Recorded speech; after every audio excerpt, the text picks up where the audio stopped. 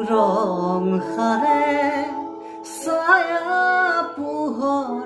দৰদীয়া ঘৰ বুকুতে গোপনে বাগৰে কোনোবা নদীৰ ঘাটত সাৰ পাই কাৰ মাতত কোনোবা নদীৰ ঘাটত সাৰ পাই